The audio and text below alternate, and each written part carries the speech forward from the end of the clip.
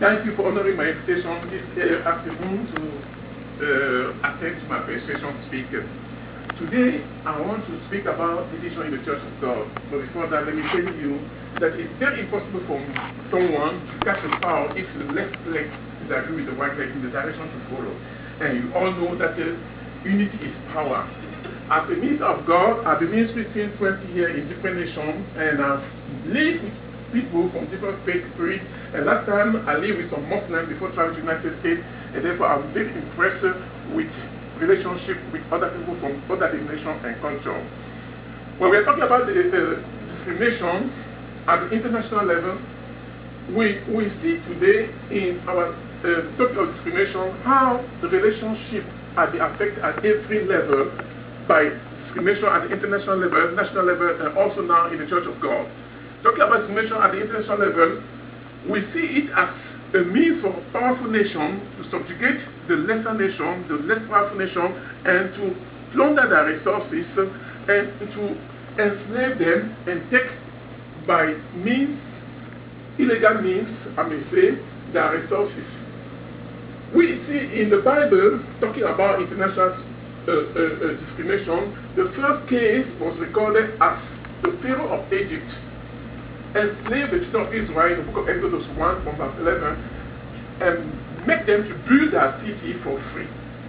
Now, when we keep on looking into the international discrimination, we match to the case of the international slave trade when in 1441 Pope Eugenius IV make a deal to allow the superpower to go to Africa and to purchase for free the Africans and to take them from different continents in America, in Europe, in South America, for them to work for free as slaves, based only on the criteria of skin color.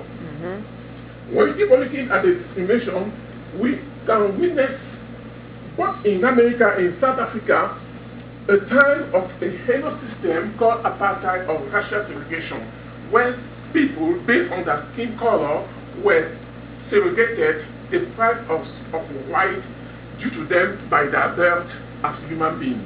And today we can speak about saying that there is no more discrimination, but is it really true? We see today in Europe some Europeans discriminate against others. When we look into what's in Europe, they take the Romanian as less citizen than them, and they keep on discriminating against themselves. When we are talking about discrimination at the national level, we look into the case of America, where some citizens, native of America, according to Paula 2012, were so discriminated that they were not ever allowed to possess a land. And today we keep on seeing the discrimination extended to the social classes in America, where the blacks are at the bottom line and are discriminated in every aspect of life in case of employment and other benefits.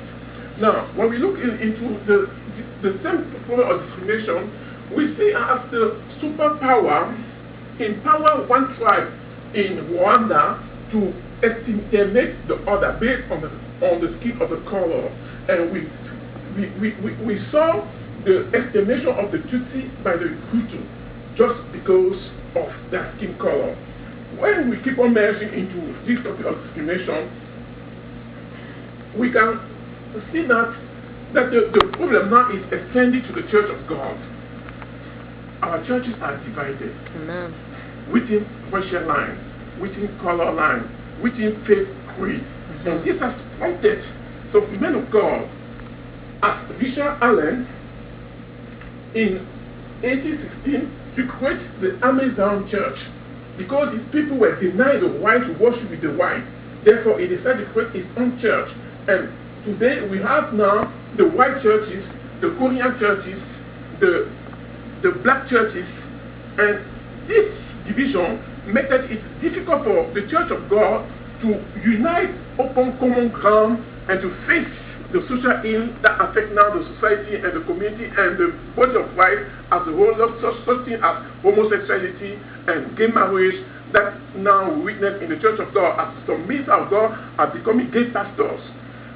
I want to call your attention on this social ill. As one African African-American couple was denying the right to work in the white church. And they have been members of that church for many years, just to discover that everything that they heard was just lip service. My brother and sister, our nation, state, community are a direct reflection of the state of our churches.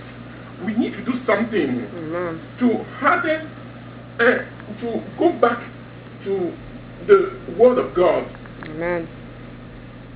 Emulate our Lord Jesus Christ, who preached the barrier of division at the well of Samaria by speaking to the Samaritan woman.